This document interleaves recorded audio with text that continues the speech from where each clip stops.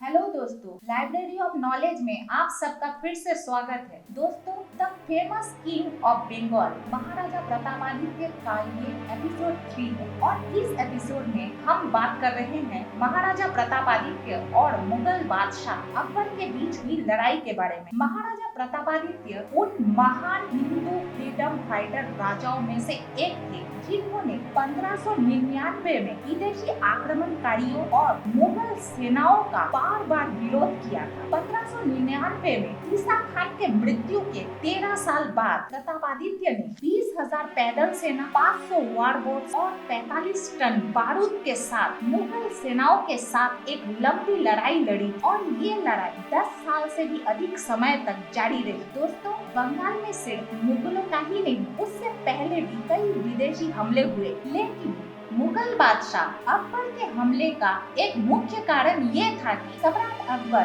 बंगाल के अंतरराष्ट्रीय भूमि पर अपना नियंत्रण कायम करना चाहते थे और उनका एक मुख्य उद्देश्य ये भी था कि वो उस समय बंगाल में बारूद की सप्लाई करना चाहते थे और उस समय पानी पर बहुत संघर्ष भी हुआ। महाराजा प्रतापादित्य ने उस समय इसका विरोध किया और लगातार 13 वर्षों तक मुगलों के खिलाफ लड़ाई जारी रखा। महाराजा प्रतापादित्य के बारे में ये माना जाता है कि सन 1561 में बंगाल के सबसे प्रमुख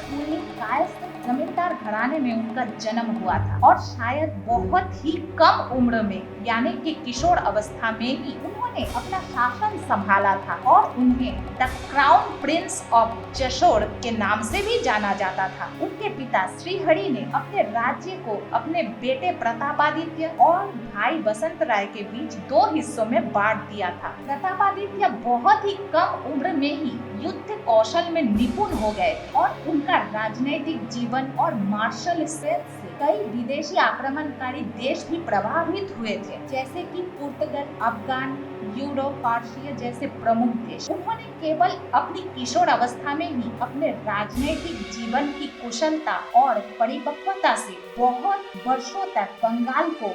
सभी विदेशी आक्रमण और मुगल आक्रमणों से सुरक्षित रखा था, क्योंकि बंगाल पर मुगलों का ही नहीं बल्कि पुर्तगाल, अफगान, पर्शिया, यूरोप जैसे विदेशी देशों का भी कई बार आक्रमण हुआ था। पुर्तगाली समुद्री डाकू और अरकानी समुद्री डाकू जिन्होंने लगातार कई बार जशोर की जमींदारी के तटीय क्षेत्र पर छापा मारा, जिसमें बरिशाल का एक बहुत ही फलता फूलता बंदरगाह भोला द्वीप भी शामिल था। जब अकबर ने बंगाल की भूमि पर अपना नियंत्रण कायम करने के लिए आक्रमण किया था, उसमें अकबर का विरोध करने के लिए बांग्लादेश की एक बहुत ही समृद्ध और मूल्यवान भूमि गारो भुइया का बहुत ही महत्वपूर्ण भूमिका रहा है। बादशाह अकबर ने गंगा डेल्टा और बंगाल की भूमि के चारों ओर मूल्यवान व्यापार केंद्रों को पूरी तरह से अपने नियंत्रण में लेने का निश्चय कर लिया था, लेकिन बंगाल के तत्कालीन मुस्लिम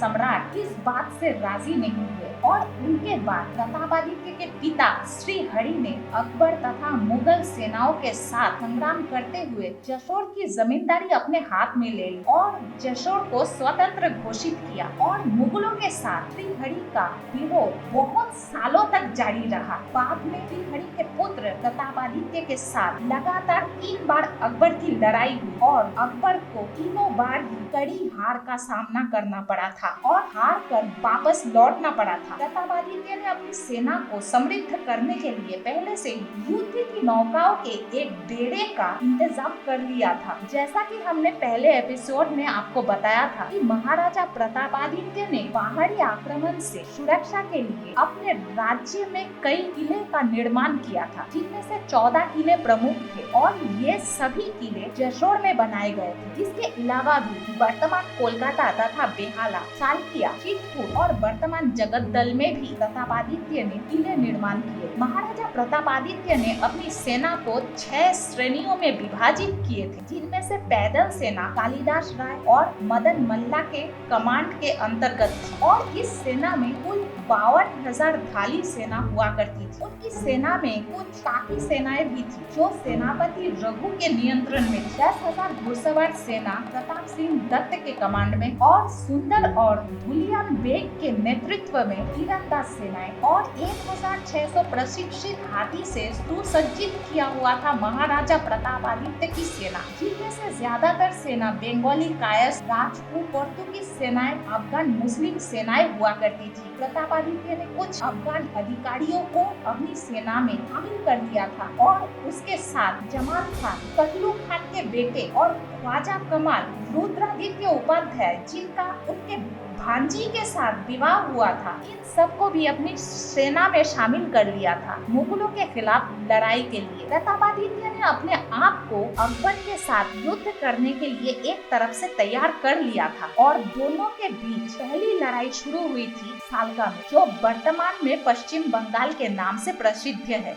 ये लड़ाई जल और स्थल दोनों जगह पर हुई थी। लगभग 800 वारबोट्स, घुड़सवारों, प्रशिक्षित हाथी और पैदल सेनाओं के साथ ये विशाल लड़ाई लड़ी गई। हालांकि इस लड़ाई की शुरुआत में प्रतापादित्य की सेनाओं को थोड़ी सी हार का सामना करना पड़ा था, लेकिन उसके तुरंत बाद ही प्रतापादित्य ने अपनी सेना को वहां से हटाकर कगार घाट में लेके गए, फिर से दूसरे युद्ध की तैयारी के लिए। और इस बार अकबर और उसकी सेना को कड़ी हार का सामना करना पड़ा और इस तरह महाराजा प्रतापादित्य ने अकबर को बुरी तरह से पराजित किया और अकबर पराजित होकर वापस चला गया। दोस्तों, अगर आपको ये वीडियो पसंद आया तो इसे लाइक करें। अगर आपके पास कोई स्पेशल सजेशन हो तो हमें कमेंट के थ्रू जरूर बताएं और अगर आप नए हैं तो इस चैनल को सब्सक्राइब जरूर करें।